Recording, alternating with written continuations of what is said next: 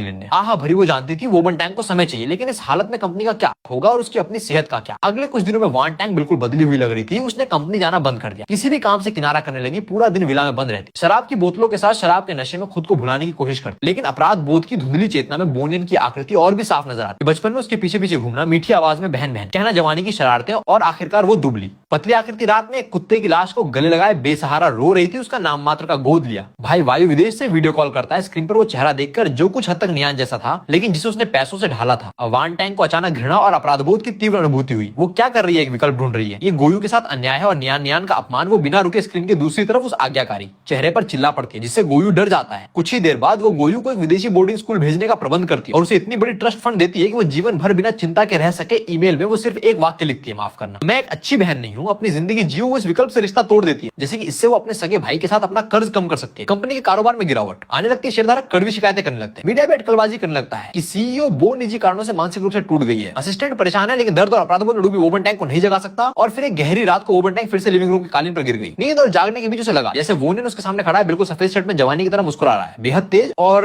गर्म। उसके पैरों में एक पीले भूरे रंग का छोटा कुत्ता अपनी पूंछ खुशी से हिला रहा है। बहन वोनान ने नरम आवाज में कहा, खुद को मत सताओ नियान। नियान वोबन ने हाथ बढ़ाया, लेकिन कुछ नहीं पकड़ा। आंसुओं ने उसकी नजर तुरंत धुंधली कर दी। मुझे माफ कर बहन, मैं गलत थी। भ्रम की उस मुस्कान ने कहा, मैंने तुम्हें कभी दोषी नहीं ठहराया। मैं बहुत खुश हूँ और तुम्हें देखकर बहुत गर्व है कि तुम आज इतनी अद्भुत हो। बहन कृपया मेरा हिस्सा लेकर अच्छे से जियो, खुश रहो, ठीक है? यही मेरी सबसे बड़ी इच्छा है। नियान नियान वोबन टैंक बिना रुके रोई। मैं वादा करती हूँ। बहन भ्रम की वो आकृति धुंधली होने लगी और आवाज भी दूर होती गई। मैं वादा करती हूँ। बहन वोबन टैंक ने बेचैनी से चिल्लाते हुए अचानक कालीन से उठकर बैठ गई। लिविंग रूम खाली था, बस चांदनी खिड़कियों से अंदर आ रही थी। बोनियन का कोई निशान नहीं था, लेकिन वो सपना इतना स्पष्ट था, नियान नियान के शब्द अभी भी उसके कानों में गूंज रहे थे। एक बार फिर एक विशाल दुख ने उसे घेर लिया, लेकिन इस बार दुख के बीच एक हल्का सा धागा था जिसमें दृढ़ ताकत थी। हाँ, नियान नियान ने अंत तक उसकी खुशी की कामना की थी और वो खुद को इस तरह नष्ट कर रही थी। अगर नियान नियान ये स्वर्ग से देख रहा होता तो कितना दुखी होता। वो नियान नियान को निराश नहीं कर सकती और नहीं नियान नियान के बलिदान को बेमानी होने दे सकती। अगली सुबह जब लिनी फिल्म से विला पहुंची तो वो देखकर हैरान रह गई कि वान टैंक पहले ही उठ चुकी थी, नहा धोकर साफ कपड़े पहन चुकी थी। हालांकि उसका चेहरा अब भी पीला और दुबला था, लेकिन उसकी आंखों में अब वो निराशा नहीं थी, बल्कि लगभग क्रूर स्पष्टता और दृढ़ संकल्प दिख रहा था। वान टैंक की आवाज अभी बैठी हुई थी, लेकिन बहुत शांत थी। मुझे सबसे अच्छे प्राइवेट डॉक्टर से संपर्क करने में मदद करो, मैं पूरा मेडिकल चेकअप करवाना चाहती हूँ और बोर्ड ऑफ डायरेक्टर्स को बताओ। दोपहर में एक वीडियो कॉन्फ्रेंस होगी। मैडम वो आप लिन से बात करते हुए वोबन टैंक ने खिड़की से आती तेज धूप को देखते हुए कहा, बल्कि मुझे नियान के लिए ठीक होना है। वोबन टैंक ने अद्भुत दृढ़ता के साथ अपना पुनर्निर्माण शुरू किया। उसने डॉक्टर के इलाज में सक्रिय रूप से सहयोग किया, शराब पीना छोड़ दिया, खाने और सोने की कोशिश करने लगी और खुद को सामान्य जीवन में वापस आने के लिए मजबूर किया। काम पर वापस लौटी और कंपनी के मामलों को पहले से भी ज्यादा कठोरता और कुशलता से निपटाया। उसने गिरती हुई स्थिति को तुरंत स्थिर कर दिया, लेकिन जो लोग उसे अच्छी तरह जानते थे वो महसूस कर सकते थे कि सीईओ वो में पहले जो हल्की सी गर्माहट थी वो गायब हो गई थी।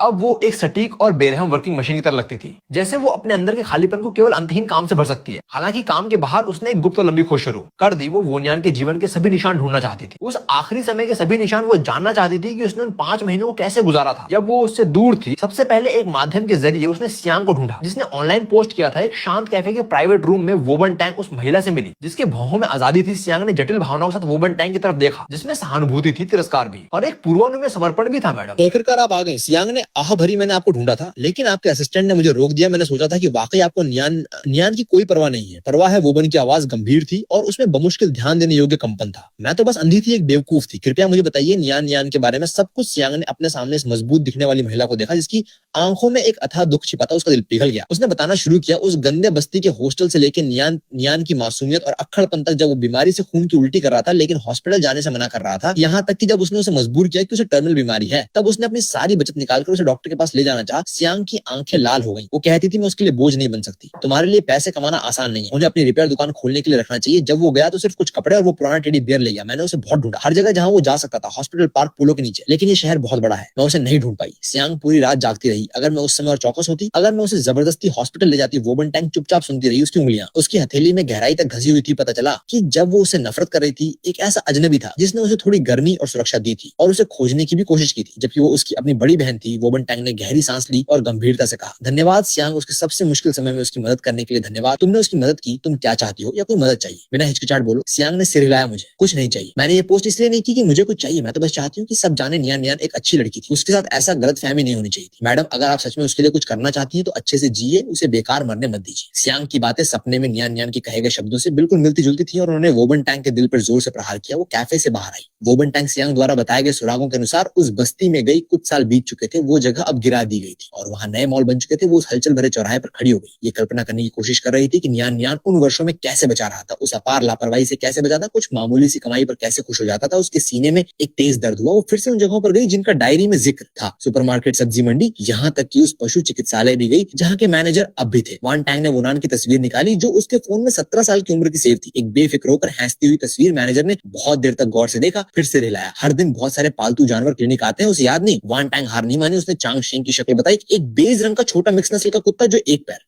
से लंगड़ा रहा था। मैनेजर काफी देर तक सोचता रहा, फिर उसे धुंधली सी याद आई, लेकिन विवरण याद नहीं आया। वान टैंग ने हार नहीं मानी, अपने संपर्कों का उपयोग करते हुए उसने उस पुलिस वाले को ढूंढा जिसने वोनियान के केस की जांच की थी। वो बूढ़ा पुलिस वाला रिटायर होने वाला था, उसे वो केस बहुत साफ याद था। वो वोबन टैंग को उस नदी के किनारे छोटे से जंगल में ले गया जहां बोनियान का शव मिला था। बूढ़े पुलिस वाले ने नदी किनारे एक बड़े पेड़ की तरफ इशारा किया और आह भरी उस लड़के को देखकर बहुत दया आती थी। बिल्कुल वहीं बहुत शांति से जैसे सो रहा हो। हमने बहुत देर तक जांच की कोई हत्या के सबूत नहीं मिले, डायरी भी पड़ी थी, आत्महत्या ही थी, उसके पास ज्यादा चीजें नहीं थी, बस वो टेडी बियर डायरी और कुछ ढीले पैसे। हमने प्रक्रिया के अनुसार अखबार में नोटिस प्रकाशित किया, उसके रिश्तेदारों को तलाशा, लेकिन कोई दावा करने नहीं आया। बूढ़ा पुलिस वाला वोबन टैंग की तरफ देखा और आगे नहीं बोला। वोबन टैंग उस पेड़ के नीचे खड़ी थी, गर्मी की हवा पत्तियों से होकर गुजर रही थी, सरसराती हुई धूप टहनी और पत्तियों से छनकर चित्तीदार रोशनी बिखेर रही थी। यहाँ बहुत शांति थी, बहते पानी की आवाज सुनाई देती थी। नियान ने यहाँ अपनी जिंदगी खत्म करने का चुनाव किया क्योंकि ये पापा और मम्मी के सबसे करीब था। अपने अंतिम पल में शांत जंगल को देखते हुए वो क्या सोच रहा था? क्या वो बचपन के उन दिनों को याद करा था जब पापा मम्मी उन्हें पिकनिक पर ले जाते थे? वो झुकी धीरे से पेड़ की खुरदरी छाल को सहलाया, जैसे वो अपने भाई द्वारा छोड़े गए आखिरी तापमान को महसूस कर सकती। आंसू चुपचाप बह निकले। धरती पर टपकते हुए, नियान तुम्हारी बहन आ गई, मुझे माफ कर देना, बहुत देर आई। वो धीरे से फुसफुसाई, उसकी आवाज हवा में बिखर गई। आखिरकार वान टैंग उस जगह गई जहाँ उसके माता पिता दफन थे। अपने माता पिता की कब्र के बगल में उसे डायरी के अनुसार वो छोटी सी बहुत ही साधारण मिट्टी का टीला मिला जहाँ चांग शेंग को दफनाया गया होगा। ढलान पर घास उगाई थी और छोटे छोटे अनजान जंगली फूल खिले थे। उसने आसपास के खरपतवार साफ किए और फिर चांग शेंग की छोटी कब्र के बगल में उसने खुद एक छोटा सा नाजुक कलश गाड़ दिया जिसमें जली हुई डायरी की राख थी। उसने किसी से विशेष तकनीक से डायरी को बिना प्रदूषण के जलाने का कहा था और फिर ये राख वापस ले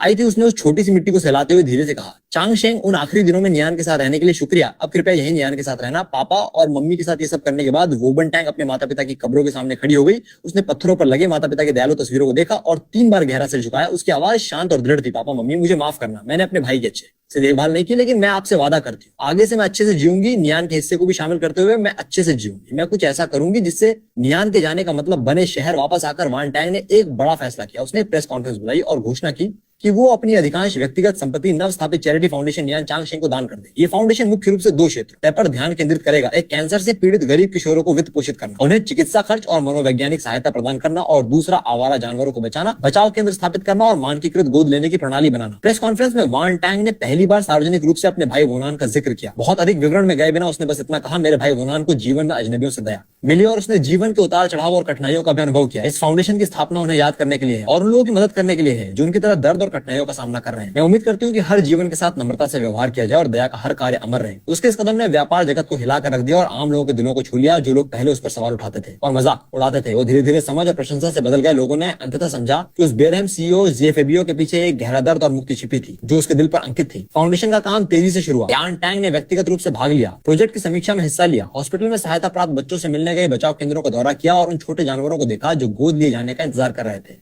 इस प्रक्रिया में उसके चेहरे पर कभी कभी कुछ वास्तविक और दयालु भाव दिखते थे। हालांकि उसकी आंखों में दुख कभी पूरी तरह से नहीं छंटा था, लेकिन लगता था जैसे उसने दर्द के साथ शांतिपूर्ण ढंग से रहने का एक तरीका ढूंढ लिया था। वो अक्सर फाउंडेशन द्वारा वित्त पोषित एक बच्चों के हॉस्पिटल में जाती थी और वार्ड के बाहर बैठकर उन बच्चों को देखती थी जो बीमारी से जूझ रहे थे। एक बार एक छोटा बच्चा जिसे बिल्कुल वोनियान जैसी की बीमारी थी, केमोथेरेपी से उसके सारे बाल झड़ चुके थे, लेकिन फिर भी उसने वान टैंग को आशावादी मुस्कान दी। उस पल वान टैंग को नियान के बचपन की तस्वीर दिखाई दी। वो पास गई, धीरे से बच्चे के सिर को सहलाया और उसे एक नया टैक्सी का मॉडल दिया। बच्चे की हैरानी भरी मुस्कान ने उसके ठंडे दिल को हल्की गर्माहट से भर दिया। उसने सियांग की फिर से मदद करने की कोशिश की, उसके लिए एक दुकान खोलने के लिए निवेश करना चाहती थी ताकि उसका सपना पूरा हो, लेकिन सियांग ने फिर से मना कर दिया। मैडम वो, आपकी दयालुता के लिए शुक्रिया, सियांग मुस्कुराई, लेकिन मैं अब भी अपने हाथों से पैसे कमाना चाहती हूँ और अब मैं फाउंडेशन में वॉलंटियर हूँ, आवारा जानवरों के बचाव में मदद करती हूँ, मुझे काफी संतुष्टि मिलती है। शायद यही वो चीजें जो नियान देखना चाहता था। हम सब अपने अपने तरीके से अच्छे से जी रहे हैं। वान टैंग ने और जोर नहीं दिया, उसने सियांग के फैसले और सख्त सम्मान किया और भाग्य को धन्यवाद दिया कि उसके भाई को उसके अंतिम पलों में इतना वफादार दोस्त मिला। सियांग खिड़की से बाहर देखते हुए बोली, वो अक्सर कहती थी कि थोड़ी सोया सॉस वाला एक बन बहुत स्वादिष्ट होता है। दरअसल मुझे पता था कि उसे बहुत भूख लगी थी और उसके पास कोई विकल्प नहीं था, लेकिन हर बार जब वो ये कहती तो उसकी आंखें चमकती थी जैसे वो सच में कोई बढ़िया व्यंजन खा रही हो। वान टैंग चुपचाप पास खड़ी सुनती रही। उसने खुद को रोकने के लिए अपने नाखून लगभग हथेली में गड़ा दिए ताकि रोना पड़े। ये विवरण डायरी के उन शब्दों से कहीं अधिक ठोस है और बार बार दिल को और भी बुरी तरह चीरते हैं। अब वो सब कुछ जानती है। वो जानती है कि कैसे नियान सर्दियों में ठंडे पानी के साथ मन उतरता था। वो जानती है कैसे बिस्तर के पैरों में उसे दर्द होता था और वो कांपता था लेकिन शिकायत करने से मना करता था। वो ये भी जानती है कैसे चांगशिंग उसके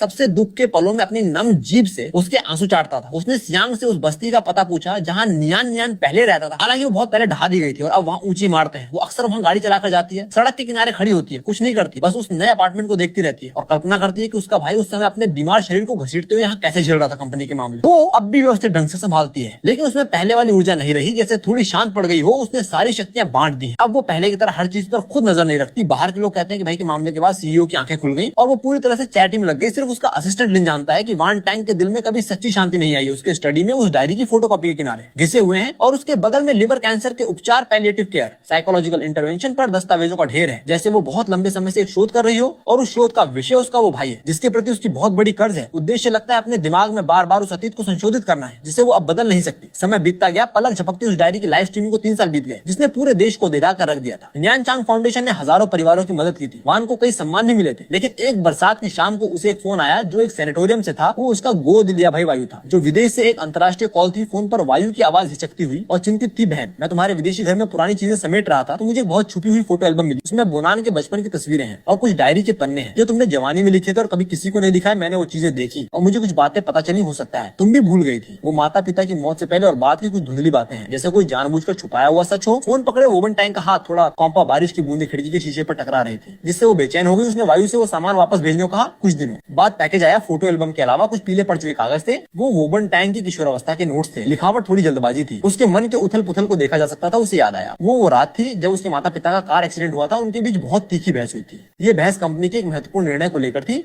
पापा जोखिम उठाने पर अड़े थे, मम्मा भी उनका समर्थन कर रही थी लेकिन जवान वोबन बुरी तरह विरोध कर रही थी। उसने कड़े शब्दों में कहा भी था, अगर तुमने ऐसा किया तो तुम हम सबको बर्बाद कर दोगे। डायरी में उसने अपने माता पिता के अड़ेलपन पर नाराजगी लिखी थी और भविष्य के डर भी अंतिम पंक्ति थी। अगर एक दिन ये परिवार बिखर गया तो ये निश्चित रूप से उनकी गलती होगी। ये शब्द समय के साथ दब गए थे और अब एक जंग लगी। चाबी की तरह वान टैंक याद में एक बंद दरवाजा खोल रहे थे। वो अचानक कुर्सी पर गिर गई, ठंडे पसीने से तर थी। आखिरकार उसे याद आया जिस दिन उसके माता पिता का एक्सीडेंट हुआ था। उससे पहले रात उन्होंने बहस की थी। वो उन्हें विदा तक करने नहीं गई थी और उसके बाद के सभी वर्षों में अपार दुख और अपराध बोध ने उसे इस अप्रिय स्मृति को चुनिंदा रूप से भुला दिया था। उसे केवल ये याद था कि उसके माता पिता उसके साथ कितने अच्छे थे और वो कितनी असहाय थी। पता चला कि जब नियान बीमारी के दर्द को सह रहा था तो मैं भी अपने जीवन में एक और अपराध बोध ले जा रही थी अपने माता पिता की मौत के लिए। मैंने हमेशा सोचा कि नियान का जाना मेरी बेकार होने की सजा थी। मैंने कभी नहीं सोचा था कि शायद ये उस कठोर शब्द का भी परिणाम था जो मैंने उस समय कहा था। एक प्रकार का प्रतिशोध अपराध बोध की ये परत चढ़ी भावना ने उसे लगभग कुचल कर रख दिया। वो 2 पूरे दिनों तक स्टडी में बंद रही। बाहर निकलकर उसने अपने असिस्टेंट लिन से कहा, लिन ही, मैं नियान और चांगशेंग और पापा और मम्मी को श्रद्धांजलि देने जा रही हूँ। कब्रिस्तान में जहाँ नियान और चांगशेंग एक साथ दफन है वो बिल्कुल पापा और मम्मी की कब्र के बगल में है। ये उसने बाद में व्यवस्था की थी। तस्वीर में वो जवान लड़का अब भी इतना दमकता हुआ मुस्कुरा रहा है। चांगशेंग आज्ञाकारी रूप से उसके पैरों में बैठा है। वान टैंग ने एक काला ट्रेंच कोट पहना है। वो हल्की बारिश में बिना छाता लिए खड़ी है। काफी देर तक समाधि के पत्थर पर तस्वीर देखती रहती है, फिर धीरे से घुटने टेक देती है। वो नहीं रो रही है, बस अपनी उंगलियों से तस्वीर पर लगे पानी के छोटे छोटे कतरे पहुंच रही है। नियान लगता है बहन को अब कुछ समझ आ गया। मैं हमेशा सोचती थी कि मैं काफी अच्छी नहीं थी इसलिए तुम्हें खो दिया।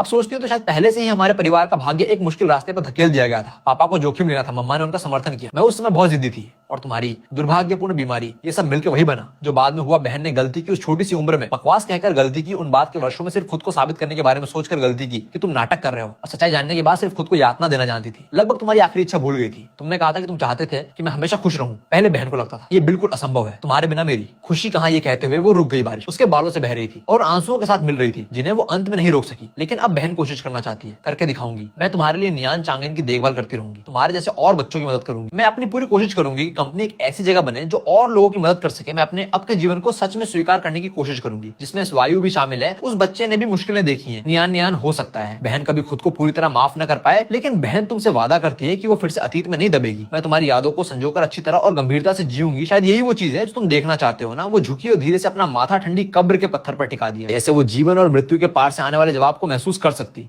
बारिश धीरे धीरे रुक गई। धूप की एक कमजोर किरण बादलों के बीच से छनकर कब्रिस्तान को रोशन करने लगी। उसने अभी रखे सफेद गुलदाउदी के गुलदस्ते को रोशन किया। पंखुड़ियों पर बारिश की बूंदें चमक रही थी। वो टैंक उठी, अपने भाई की तस्वीर को आखिरी बार देखा और वापस जाने लगी। उसके कदम कदम उतने भारी नहीं थे जितने आते समय थे, हालांकि अब भी धीमे थे, लेकिन एक अधिक दृढ़ भाव था। कब्रिस्तान के बगल के देवदार के जंगल से हवा गुजर रही थी, धीरे से सरसराती हुई, जैसे कोई आह हो या राहत की फुसफुसाहट। लगता है कहानी यहाँ तक आकर खत्म हो सकती है माफी और मुक्ति के बारे में इतने सारे घावों को लेकर आगे बढ़ने के बारे में वान टैंग का जीवन आखिरकार सबसे दर्दनाक और दुखद पन्ने को पार कर चुका है और अगला अध्याय लिखना शुरू कर रहा है। उस अध्याय में निश्चित रूप से गहरी लालसा होगी, लेकिन शायद धीरे धीरे अपनी तरह की एक शांति की चमक भी झलकने लगेगी। वान टैंग की जीवन शैली चुपके से बदल गई है। वो अब भी व्यस्त है, लेकिन वो लगभग उन्मत्त व्यस्तता नहीं है। जैसे आत्मदंड के अर्थ में उसने नियमित रूप से मनोवैज्ञानिक के पास जाना शुरू कर दिया है, ताकि अपने माता पिता की मृत्यु और उससे उत्पन्न बोनियन की अति सुरक्षा और बाद के अपराध बोध के प्रति अपने मन की जटिल भावनाओं का सामना कर सके। ये प्रक्रिया आसान नहीं है, अक्सर अनिद्रा और मूड स्विंग्स के साथ होती है, लेकिन वो डटी रही। वायु के साथ उसका रिश्ता भी एक नए चरण में प्रवेश कर गया था। रिश्ते का टेस्ट और डायरी के अंश प्राप्त करने के बाद उसने पहली बार पहल करके गोयू को एक लंबी ट्रांसोशनिक कॉल की। उसने अतीत के संघर्षों के बारे में ज्यादा स्पष्टीकरण नहीं दिया, बस उसके प्रति ईमानदारी से आभार व्यक्त किया कि उसने उसे अपने उन कोनों को दिखाया जो वो भूल गई थी। उसने गोयू से कहा कि वो उस दूरी और असुरक्षा को समझती है जो वो महसूस कर सकता है, और स्पष्ट रूप से घोषित किया कि रक्त संबंध की परवाह किए बिना अब वो परिवार है। उसने उम्मीद जताई कि भविष्य में वो उसके साथ अधिक ईमानदार संबंध स्थापित कर सकेंगी। निहान चांगेन फाउंडेशन उसके निरंतर निवेश और पेशेवर प्रबंधन के तहत लगातार विस्तार कर रहा था। वो अब सिर्फ आर्थिक मदद तक ही सीमित नहीं था, बल्कि लाभार्थियों को मनोवैज्ञानिक सहायता और पैलिएटिव केयर सेवाएं प्रदान करने के लिए पेशेवर मेडिकल सोशल वर्कर्स की एक टीम बनाने लगा था। फाउंडेशन के वार्षिक समारोह में एक युवा लड़की जिसे बचाया गया था, उसने वान टैंग का हाथ पकड़ लिया। वो लड़की आंसुओं से भरी थी। मैडम, आप और बोनियान की वजह से मुझे दूसरा जीवन मिला। उस पल वान टैंग के दिल में केवल राहत ही नहीं, बल्कि एक अजीब सी शांति उमड़ी, जैसे नियान का जीवन किसी और रूप में जारी था। वो अब भी समाधि स्थल पर जाती थी, लेकिन अब हमेशा दुख में डूबी नहीं रहती थी। कभी वो गुलाब के फूलों का गुलदस्ता ले जाती जो नियान को पसंद थे, अभी बस चुपचाप थोड़ी देर बैठकर उसे फंड की ताजा स्थिति के बारे में बताती या कंपनी में सामने आए समस्याओं के बारे में शिकायत करती, जैसे उसका भाई अभी भी उसके पास हो। एक बार चांग शेंग की छोटी सी समाधि के सामने उसने एक नया खिलौना रख दिया और कहा, चांग शेंग अच्छे से देखभाल करना। समय बीतता गया। एक बिजनेस फोरम के समापन के 2 साल बाद वान टैंग होटल के लॉबी में अप्रत्याशित रूप से एक जाने माने व्यक्ति से मिली। वो पहला पत्रकार लिंक था जिसने उस दिन डायरी खोजी थी और लाइव स्ट्रीमिंग पेश की थी। अब वो उद्योग में अत्यधिक प्रतिष्ठित मीडिया प्रोफेशनल था, जिसकी कनपटी पर कुछ सफेद बाल थे। रिपोर्टर लिंक मुस्कुराते हुए पास आया और उसकी आंखों में बमुश्किल ध्यान देने योग्य खोज का निशान था। मैडम, वो बहुत दिनों बाद मिले। वोबन टैंग ने शांत स्वर में हाथ मिलाया। रिपोर्टर लिंक, कैसे हैं आप दोनों? होटल के कैफे में बैठ गए। अभिवादन के बाद रिपोर्टर लिंक ने थोड़ा संकोच किया, फिर भी बोल उठा, मैडम, वो इन वर्षों में आप ठीक है? वान टैंग धीरे से अपने कप में कॉफी चलाते हुए खिड़की के बाहर संपन्न शहर के दृश्य को देखते हुए धीरे से बोली, नो अच्छा कह सकती हूँ। नो बुरा, मैंने खुद के साथ समझौता करना सीख लिया, अतीत के साथ सह अस्तित्व में रहना सीख लिया है। मुझे लगता है इसे ही बढ़ना कहते हैं, लेकिन मेरी कीमत बहुत अधिक थी। उस डायरी ने बहुत से लोगों को बदल दिया, जिसमें मैं भी शामिल हूँ। इसने मुझे जीवन की नाजुकता और परिवार के बंधनों के भार को अधिक गहराई से समझाया। मैं हमेशा एक मौका ढूंढना चाहता था, आपको औपचारिक रूप से धन्यवाद देने का और साथ ही माफी मांगने का, उस तरह से सच्चाई उजागर करने का शुक्रिया अदा करने वाली। तो मुझे होना चाहिए। आप मेरे लिए न्यान की आखिरी आवाज लेकर आए। हालांकि प्रक्रिया दर्दनाक थी, लेकिन उस डायरी के बिना शायद मैं हमेशा अपने भुने हुए झूठ में जीती रहती। ये सच में उसके साथ अन्याय होता। थोड़ी देर के सन्नाटे के बाद रिपोर्टर लिन ने ऐसा लगा जैसे कोई फैसला ले लिया हो। उसने अपने ब्रीफकेस से एक हल्का पीला क्राफ्ट पेपर का लिफाफा निकाला और वान टैंग की तरफ खिसका दिया। वोबन थोड़ा असमंजस में थी। ये क्या है? ये डायरी के साथ ही था जब मैंने उस समय बोनियन के सामान व्यवस्थित किए थे। उस समय मुझे लगा ये उचित समय नहीं है, इसलिए मैंने इसे अपने पास रख लिया। अब मुझे लगता है कि इसे आपको सौंपने का समय आ गया है। वोबन का दिल धड़क उठा। उसने गहरी सांस ली और सावधानी से लिफाफा खोला। अंदर कोई पत्र नहीं था, बल्कि एक थोड़ी फीकी रंगीन ड्राइंग थी जो जाहिर तौर पर किसी नोटबुक से फाड़ी गई थी, क्योंकि उसके किनारे असमान थे। तस्वीर में रंगीन पेंसिलों से सावधानी पूर्वक बनाया गया एक दृश्य था। आसमान नीला था, सूरज तेज चमक रहा था, घास हरी और घनी थी। एक लड़की जिसके बाल जुड़े थे और चमकती मुस्कान थी, जो स्पष्ट रूप से युवा वोबन थी। उसके एक हाथ में एक छोटा बच्चा बोनियन था और दूसरे हाथ में एक बेज रंग का छोटा कुत्ता चांग शेंग था। उनके पीछे पापा और मम्मी मुस्कुराते हुए खड़े थे। ड्राइंग के ऊपरी बाएं कोने में टेढ़े अक्षरों में लिखा था, मेरा परिवार, लेखक बोनियन, शुभकामना। मुझे उम्मीद है कि मेरी बहन हमेशा खुश रहे। ड्राइंग के पीछे और भी छोटे और अधिक लापरवाह अक्षरों में एक पंक्ति थी जिसे बोनियन ने बाद में जोड़ा था। स्याही का रंग गहरा था, बहन मुझे माफ कर देना और आई लव यू। आंसुओं ने तुरंत वोबन की आंखों को धुंधला कर दिया। उसे लगा मानो वो उस दुबले पतले युवक को देख रही हो जो अपने जीवन के अंतिम पलों में बीमारी से बेहाल था। दर्द सहते हुए कांपते हाथों से उसने उस परिवार के पुनर्मिलन की तस्वीर खींची थी जिसकी वो सबसे अधिक लालसा रखता था, लेकिन अब उसे साकार नहीं कर सकता था। वो नाराज नहीं था, सिर्फ माफी और प्यार। उसने उस पतली शीट को कसकर दबा लिया जैसे वो दुनिया का सबसे कीमती खजाना हो। आंसू ड्राइंग पर टपक पड़े। उसने जल्दी से अपनी उंगलियों से धीरे से पोंछे, कहीं उसके भाई के बनाए निशान धुंधले न हो जाएं। वान टैंग ने टूटी हुई आवाज में कहा, जैसे लिंगिसे से और खुद से भी वो हमेशा मेरे बारे में सोचता था। लिंगिसे की आंखें भी नम थी। उसने चुपचाप सिर हिलाया। उस रात वान टैंग ने उस पेंटिंग को सावधानी पूर्वक फ्रेम करवाया और उसे अपने स्टडी में लटका दिया और डायरी की एक प्रति उसके बगल में रख दी। वो उसके सामने बहुत देर तक खड़ी रही, उसे निहारती रही। अगले दिनों में वान टैंग वो शक्तिशाली सीईओ बनी रहेगी जो बिजनेस जगत में प्रसिद्ध है, और वो नियान चांगेन फाउंडेशन की वो संस्थापिका बनी रहेगी जो ताकत से भरी। लेकिन उसके दिल की गहराई में एक कोना हमेशा के लिए उस 18 साल के युवा और उसके छोटे कुत्ते के लिए कोमल रहेगा। वो भूलने की कोशिश नहीं करती बल्कि याद रखने का चुनाव करती है। वो इस भारी भरकम प्यार को लेकर दुनिया में चलती रहती है। जैसा वो देखना चाहता था वैसे जीने की कोशिश करती है। वो जानती है कि जीवन का बरसात का मौसम शायद वापस आएगा, लेकिन उसने अपने दिल में अपने और नियान के लिए एक सदाबहार गर्म छाता खड़ा कर लिया है। कहानी का अंत पूरी तरह से सुखद नहीं, लेकिन कम से कम ये एक निश्चित वास्तविक और दाग निशान से चिन्हित पूर्णता की ओर बढ़ रहा। वोबन का जीवन धीरे धीरे एक नई सामान्यता बना रहा था। वो पेंटिंग जिसका नाम था मेरा परिवार,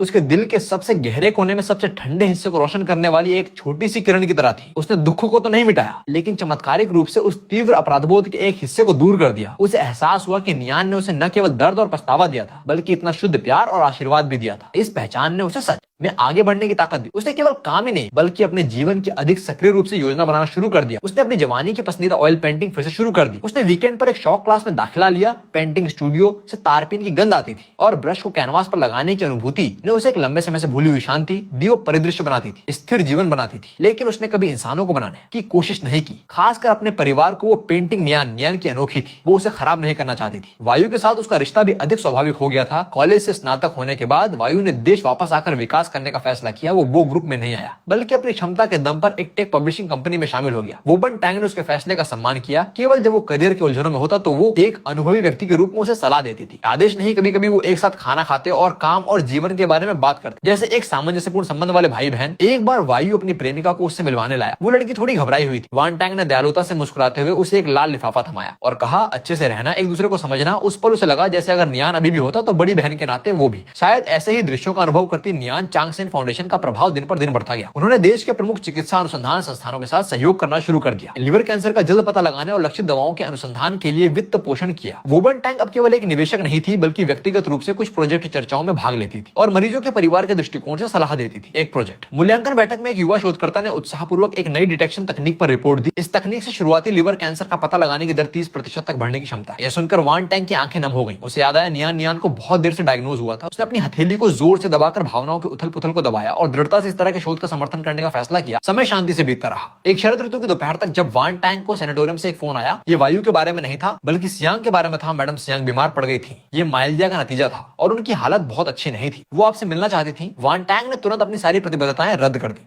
और उस छोटे से शहर तक गाड़ी चलाकर पहुंच गए। अस्पताल के कमरे में डिसइंफेक्टेंट की गंध थी। सियांग उसकी याद से कहीं अधिक दुबली हो चुकी थी। उसका चेहरा पीला था, लेकिन उसकी आंखें अब भी साफ थी। उसने वान टैंग को एक कमजोर मुस्कान दी। मैडम, वो आप आ गई। वोबन टैंग बिस्तर के पास बैठ गई और धीरे से उसका हाथ पकड़ते हुए बोली, मुझे मैडम ना बुलाओ, बस मुझे बन टैंग बुलाओ। सियांग ने मुश्किल से सिर हिलाते हुए सांस ली। मैं आधी हूं और आप मैडम वो हैं। मेरे पास ज्यादा समय नहीं है। एक बात है जो मैंने बहुत सोची और मुझे लगा मुझे आपको बतानी चाहिए। वान टैंग को बुरा लगा। बोलो। सियांग की नजर बिस्तर के बाहर चली गई, जैसे वो याद कर रही हो नियान के जाने से पहले उसने वास्तव में तुम्हारे लिए एक संदेश छोड़ा था। वो डायरी में नहीं लिखा। उस दिन उसकी तबीयत ठीक नहीं थी। उसे बहुत दर्द हो रहा था। बेहोशी के क्षणों में उसने मेरा हाथ पकड़ा और कहा, सियांग दीदी, अगर मेरी बहन को भविष्य में पता चले तो उससे कहना। सियांग रुक गई। उसकी सांसें तेज थी। वान टैंग जल्दी से उसे पानी दिया, लेकिन उसने हाथ हिलाकर बात जारी रखी। उसने कहा, उससे कहना कि बहुत देर तक दुखी न हो, एक साथी ढूंढे, जैसे पापा और मम्मी नहीं, उसे अकेला मत छोड़ना। और हाँ, हर दिन गर्मा गर्म खिचड़ी खाए। उसकी आवाज धीरे धीरे कमजोर होती गई। आखिरी शब्द लगभग अश्रव्य थे। वोबन टैंग के आंसू चुपचाप बह निकले। बहुत देर तक दुखी मत होना, एक साथी ढूंढना, हर दिन गर्म खाना खाना, यही उसके छोटे भाई का आखिरी स्नेह था। वान टैंग ने अपना चेहरा अपनी हथेलियों में छिपाते वो कहा, सियांग कैसा बेवकूफ बच्चा है। उसने तुम्हें कभी दोषी नहीं ठहराया। वो हमेशा कहता था मेरी बहन दुनिया की सबसे अच्छी बहन है। कुछ ही दिनों बाद सियांग अपनी बीमारी से चल बसी। वोबन ने उसे नियान की कब्र के बगल में दफनाया और फूलों का एक गुलदस्ता रखकर कहा, अब जाकर उससे मिलो गर्मा गर्म खाना खाकर। उसने खाने के मामले को गंभीरता से लेना शुरू कर दिया। उसने एक आंटी को रखा जो उसके लिए गर्मा गर्म बन बनाती थी और कभी कभी वो खुद खाना बनाना सीखती थी। रसोई की गर्माहट उसे सुरक्षित महसूस कराती थी। एक दोपहर वायु ने फोन करके बताया कि उसका प्रोजेक्ट सफल रहा। उसकी आवाज खुशी से भरी थी। वोबन टैंग सुनकर मुस्कुरा दी। वो रसोई में गई और लैंप की गर्म रोशनी में परिवार को देखा। इस बार उसने आंसू नहीं बहाए, बल्कि धीरे से वादा किया, मैं अच्छे से जीऊंगी, तुम्हारे प्यार को संजोकर आगे बढ़ूंगी। वो अब भी कब्रिस्तान जाती है, लेकिन अब जैसे पुराने दोस्तों से मिलने जैसा होता है। वो चाय का बर्तन लेकर बैठती है और सब हालचाल सुनाती है। शयन कक्ष में रोशनी और शब्द उसे प्यार के अस्तित्व की याद दिलाते हैं। नियान चांगेन फाउंडेशन लाखों लोगों को लाभान्वित कर रहा है। शुरुआती पहचान के कार्यक्रमों ने कई जाने बचाई हैं। हर बार ऐसी खबर सुनकर उसके दिल का पछतावा थोड़ा और हल्का हो जाता है। एक अंतर्राष्ट्रीय चैरिटी फोरम में किसी ने कहा कि नियान चांग में पूर्वी दर्शन भरा है और एक स्मारकीय व्यक्ति वास्तविक जीवन के लिए। वान टैंग ने दृढ़ संकल्प के साथ मुस्कुराते हुए कहा, दरअसल यही मेरे सीखने का कारण बन गया है। वायु का प्रोजेक्ट एक सफलता है जो टेक सर्कल में अपनी प्रतिभा दिखा रहा है। वो अपनी प्रेमिका लिन वेई को मिलवाने लाया। लड़की के हाथ का बना हुआ ब्रेस्ड पोर्क उसकी मां के हाथों के स्वाद की छाया रखता था। वान टैंग के दिल में गर्माहट उठी। अब 10 साल बीत चुके हैं। वान टैंग की कनपटी सफेद हो चुकी है। उसकी आंखें अधिक शांत दिखती हैं। उसने धीरे धीरे सत्ता हस्तांतरित कर दी है और रणनीति और चैरिटी पर ध्यान केंद्रित कर रही है। उसने बगीचे में सूरजमुखी और सफेद गुलदाउदी लगाए हैं। एक डॉक्यूमेंट्री निर्देशक ने उससे संपर्क किया। जब वो नियान चांगसेन की कहानी पर फिल्म बनाना चाहता था तो उसने सोचने के बाद सहमति दे दी, लेकिन शर्त रखी कि ये सच्ची हो और फाउंडेशन के काम पर केंद्रित हो। कैमरा उसे शांत और सक्षम